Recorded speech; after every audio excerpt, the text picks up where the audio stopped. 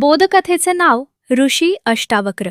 हिंदू धर्मशास्त्रामध्ये अष्टावक्र नावाचे एक विचारवंत होऊन गेले. असे म्हणतात की अष्टावक्र हे केवळ कुरूपच नव्हते, तर त्यांचे शरीरही बेढब होते. त्यांचे शरीर 8 ठिकाणी वाकडे होते, म्हणून त्यांना अष्टावक्र हे म्हटले जात होते. ही एक प्रसिद्ध कथा आहे.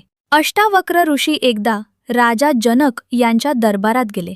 दोन्ही बाजूंनी उंच आसनावर सभासद, ज्ञानी, पंडित, ज्ञानकर्मी बसले आणि राजा जनकाचे सिंहासन होते. अष्टावक्र ऋषींना द्वारपालाने रोखले नाही. अष्टावक्र त्यावेळी किशोरवयीन होते.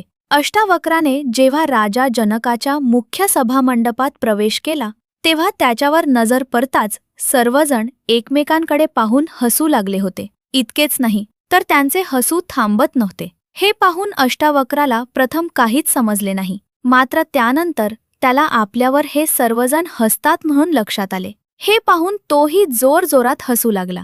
जनक राजाने सभेला शांत होण्याचे आवाहन केले. सभा शांत होताच राजा जनकाने अष्टावक्राला विचारले, हे साधू, हे लोक तुमच्यावर हसतात हे माझ्या लक्षात आले, पण तुम्ही का हसता आहात हे समजले नाही. अष्टावक्राने उत्तर दिले, महाराज, मला वाटले की राजा जनक जो ज्ञानी विचारवंत आहे, त्याच्या सभेत ज्ञानी विचारवंत हुशार लोक असतील.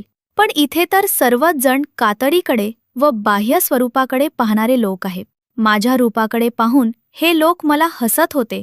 हे पाहून मला यांच्या बुद्धीची कीव आली व हसू फुटले.